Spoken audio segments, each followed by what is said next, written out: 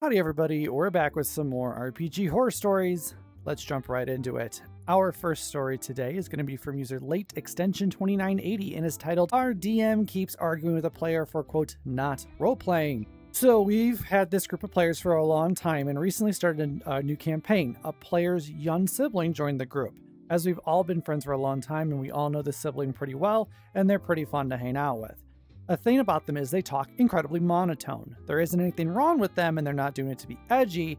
That's literally how they talk and they can't change it. Even when they try, it still comes out very flat. We all do silly voices and change up how we talk for our characters as we're all over dramatic theater kids and this younger sibling literally can't change their voice. This annoys our DM a lot since they say it breaks immersion when everyone has these different voices to distinct them from each other and they talk in their normal flat tone. We've tried telling the DM they literally can't help it and that's how they talk, but every time we try, the DM tells them to stop being an edgelord and to talk normally. It's made both of the siblings want to drop out, and honestly, it ruins the immersion and fun of the game because after every bit of roleplay, we have to listen to them basically berate the sibling for, quote, not roleplaying properly, and it's just starting to be mean. They are role-playing and getting deep into character like the rest of us, but it's literally just that they have this, quote, dead inside, as the DM says, tone, apparently, and it breaks immersion since they're playing a very silly character who's very mischievous. It's making everyone not want to play since it's every time we talk to someone. So in this instance, the players need to sit down with the DM and tell them to cut this out. They're gonna end up ruining this table, and by they, I mean the DM. I personally enjoy throwing various voices on my NPCs, but I'm not going to force my players to put a voice on if they don't want to. If the DM wants them to be more elaborate with their RP, perhaps ask them to better describe the tone and body language that their character is undertaking as they're saying these lines. Some people just don't have the ability to voice act or to put silly voices on, and that's perfectly okay. Expecting your PCs to put on a voice is a bit much. If you're going to expect voice actors out of your players, then expect your players to then expect you to not only be a voice actor as well, but a proper writer for dialogue, lore, and everything else in the game. If you're going to demand perfection, you better bring that perfection as well. This DM needs to get their shit in order or they're going to destroy this table. Because if I was one of these players, I'd be out if they left. If the DM's going to berate a player for being monotone, they'll berate you for like not hitting your mark or some theater malarkey, and it's just going to ruin it for everybody. Overall, these games are supposed to be fun. Yes, it is a ton of fun to put on a silly little voice and, be somebody you're not. But it's perfectly okay to sound like yourself, and you can still RP. My recommendation here is one, players talk to the DM. DM needs to lighten the fuck up. If you're a DM and you're like, hey, I wish my players would kind of emphasize more in their RP, because some of them aren't going to be able to do voices. It is how it is. You need to sometimes goad that out of them. Just be like, hey, so Steve, like, what's your PC doing here? Like, as they say these lines, like, what's the body language you're taking? How are you moving through this space? You're in, let's say you're in the king's throne room, and you're making this plea to the king. King, oh, king, please, like, allow us through the land. We need to slay a dragon, something or other. Like, if they don't have the ability to, like, voice act in the way you want, then you need to help get that out of them. Go, hey, as you move through this, beautiful, elaborately tall room, gold trim everywhere, beautiful red velvet curtains and carpet throughout, as this portly, very annoyed looking king looks at you from his throne. What does your character look like? How is your character reacting? Is your character putting on the most compassionate face possible? Are they softening their eyes? Are they bowing gracefully or something like that? Like, ask them what they're doing extra. What are their movements? What's their body language? What's the tone they're taking? Help them build on it. Don't just berate them because they're not putting on a voice like you want them to. This DM's going to ruin the table. And to be honest, these sounds like these players have been like friends for a while. He's going to ruin this friendship potentially too, or these friendships. And that ain't worth it. Okay, just so everybody's aware, I do stream on Twitch. Links are in the description. Check me out on twitch.tv/VanDavy. I would love to hang out with y'all during the week. We can sit there and talk RPGs, bounce your ideas off me. Just tell me about what's going on in your lives. I'd love to sit there and chit chat. Links are in the description. Hopefully I'll see you there. Alrighty, our next story is going to be from user Never in Elf and is titled Player Concerned ChatGPT is Killing His Character Idea. Should I be worried? We're going to start off with this beautiful screenshot from ChatGPT here. Go ahead and just take a minute to peruse that sucker. Hey guys, Editor Davey here. I stupidly should have probably read the screenshot for you guys when I was originally recording this, and I did not. So I'm gonna go ahead and read that off there as you guys are looking at here on screen. It says, "Thanks for the prompt. That's certainly a bold concept. However, necrophilia is not something I can portray in a sympathetic or normalized way, even in a fictional context like Dungeons and Dragons. That theme crosses into territory that violates community guidelines due to its disturbing and non-consensual nature. However, we can work together on a dark, tragic necromancer backstory involving grief, obsession, exile, and a fall from grace without crossing those boundaries. If you'd like, I can help rewrite the character's backstory into something equally compelling, twisted, and fitting for a villain or anti-hero, while keeping it appropriate for most D&D campaigns." That's how the post starts. It continues with, "Player is designing a character for a game I will be DMing. He is using ChatGPT to help write a backstory. He sent me this screenshot saying ChatGPT is censoring him and it won't let him make the character he wants. I've explained to him that regardless of what ChatGPT thinks, it's probably best we avoid themes of sex, especially non-consensual sex from the campaign. He responded, it's no different to Twilight or Corpse Bride. To be clear, he's a very good friend and I have no issues handling it, but seeing this just reminded me there are some players out there, often on the sub, that through lack of D&D experience push boundaries others might find uncomfortable. Should I be worried?" Okay. Personally, I would be a little concerned. Your player, complaining here. To be honest, they could just not use ChatGPT. It's not going to ruin their character if they don't get to use ChatGPT, unless the premise you gave them was, hey, use ChatGPT to make your character as a test of it or something, which doesn't sound like it's the case here.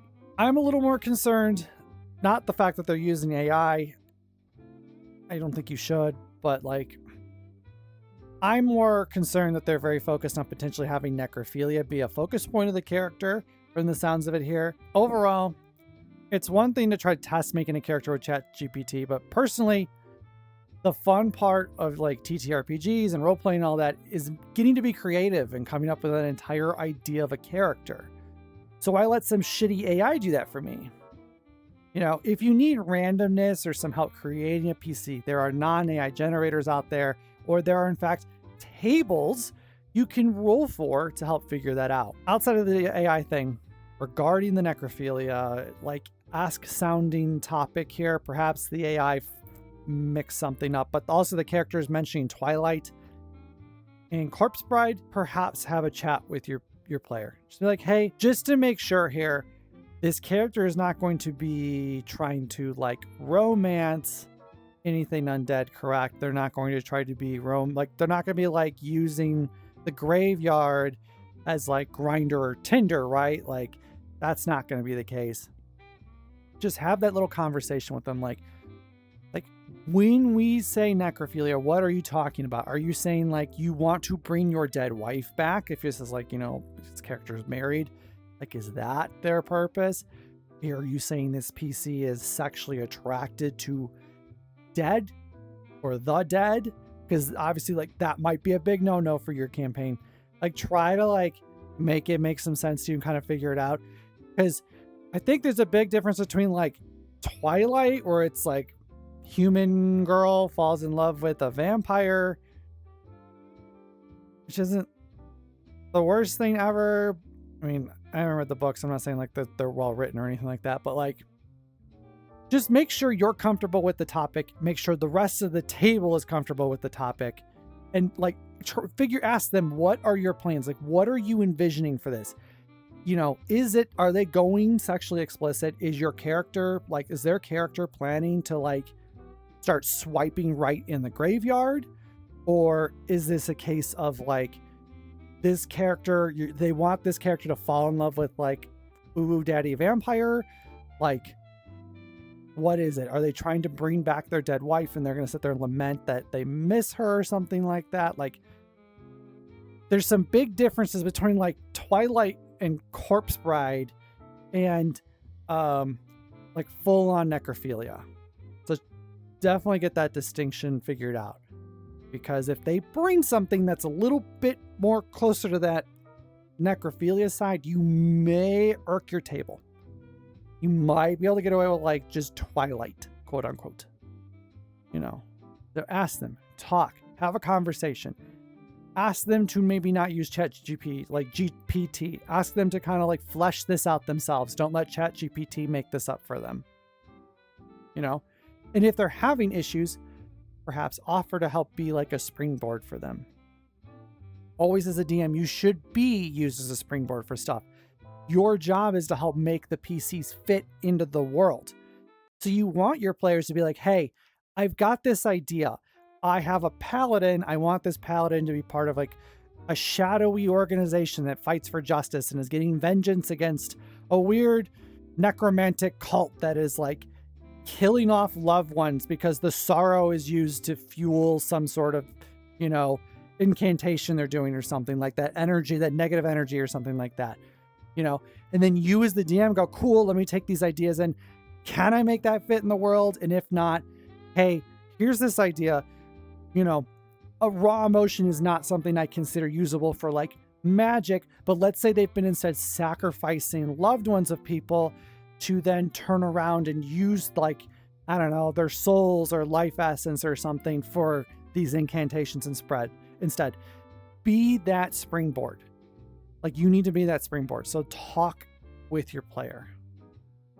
At the very least, just so you can figure out he's not planning to fuck some corpses. Our last story is going to be from user Wafflecopter2 and is titled, I Got a Nightmare Player Banned from the Game Store. This is going to be an interesting one. Hello everyone, this story concluded about a year ago, so I feel secure in posting it to this subreddit. Trigger warning for a lot, but not limited to backstory, sexual assault, cannibalism, torture, and general murder hobo behavior. Let's start at the beginning. I was accepted as a dungeon master for Adventurers League at my local game store. I was hurting pretty bad for some D&D, so I jumped at the chance, and they gave me a table with some established players. Apparently their old DM had retired for reasons I cannot fathom. Sarcasm detected here. To be fair to my party, these people are great. They've engaged with the game, loved the world I have built, and we had a ton of fun doing Waterdeep Dragon Heist. I had an amazing time with all of my players and didn't have any issues beyond the usual player shenanigans, except for one player, the Drow. My issue with the Drow started from the very first session. We started Waterdeep Dragon Heist at level 1, at least most of the players did. The Drow started at level 4. When I asked him to level down his character to match the rest of the party, he flatly refused. Just to jump in here, congratulations Drow, you don't get to play. If I had a player come to my table over-leveled and then refused to match down to the level I told them to be at, they'd be out. Simple as that. But perhaps there's more context to it because this is at a friendly local game store during an Adventurers League, so maybe it's a little bit different. I want to make it clear, the only reason that I let this disrespect stand for so long as I did was because it was Adventurers League. If this was my home table, that would have been the south bank of the Rubicon. After the session, I asked the organizer if they could relocate him to another table, one that was better suited to his needs. Unfortunately, all the other tables were either full or didn't want him. Almost like they knew something I didn't, so I was saddled with this guy. Okay, so why not report them to the organizer? Not just ask them to be relocated, report them. So if this is the start of the Adventurers League, would they not start the same level as everybody else? The organizer should really be able to enforce this quite easily. Perhaps I'm missing something here. I've personally never played in an Adventurers League, but as far as I'm aware, it's an organized night to play with a bunch of tables running at like a friendly local game store, and they ideally should be basically running the same thing so that players can swap from table to table if necessary. So why would the organizer also not tell people they have to be level 1 to start this off or like to be involved in this? Like, that's asking for trouble for the entire Adventurers League itself if you're making exceptions where one person gets to be level 4 and the others don't. especially if they somehow are able to swap tables, though maybe that's not the case here. I could go on and on about the things this guy did in my game, but this post is already long, so I'll give the short list. In-game, he was a nightmare. He went around killing random NPCs for laughs. He constantly brought up his tragic backstory at inappropriate moments. He got obsessed with the color purple and used magic potions to turn everything he could get his hands on purple. He didn't even keep track of his gold or his healing potions, so he was constantly wasting near infinite money on pointless nonsense. Anytime he was called on his antics, he'd just say, "I'm evil," as if that justified everything. It was even pointed out to him that evil characters were banned from Adventurers League. He just changed his alignment from chaotic evil to chaotic neutral and carried on with his shenanigans. When they got to the vault at the end of the module, he got in a fight with a fellow party member over a single piece of gold. He tried to roast and eat 2 peasants that he'd previously murdered, again for laughs. When he died, he'd just resurrect his character and rejoin the party. And on top of all of that, he was a massive coward. He built his character like a tank, but the second the fight started going south, he'd run away and leave his party members to die. I really want to know why the organizer didn't step in and ban him. If this person is clearly breaking rules and being a nuisance to the rest of the table, I feel like you could get them tossed out for being bad-mannered. Like, I hope OP reported them early on. I kind of feel like they didn't fully report them, though. They just asked them to be moved to a new table. If that's not all bad enough on its own, that's just what he did in character. His out-of-character behavior was arguably even worse. He once freaked out on 2 players for not showing up to a session, courtesy of the Discord server that he was running. Maybe that's why they didn't kick him. When I called him out on that, he shrank back down and went into innocent baby mode, completely downplaying that he was freaking out over a game. Anytime we tried to talk to him about his behavior, he'd act apologetic and promise to behave. This promise would last a session or 2 at most, and then he'd be back to his shenanigans. His dad cut off his internet access at home, so he brought his laptop and downloaded Gunner games off itch during our session, and he stopped paying his Adventurer League dues every session. Honestly, those last 2 were probably the reason the store finally stepped in. Okay, again, the store really should have stepped in a fuck ton earlier. This person is clearly creating a toxic play environment and is being a douche. Also, Gunner games in public, like, also, I hope this fucking man-child grows up at some point. This is like really kind of sad that they're continuing to act like this. The thrilling conclusion. After numerous complaints about the drow, not just from myself, but the whole party, the event organizers stepped in. One of the organizers went undercover at our table, playing a wizard for a session and watching the drow's behavior firsthand. The drow, with all the social graces we'd come to expect from him, proceeded to make a clown of himself in front of the worst possible person.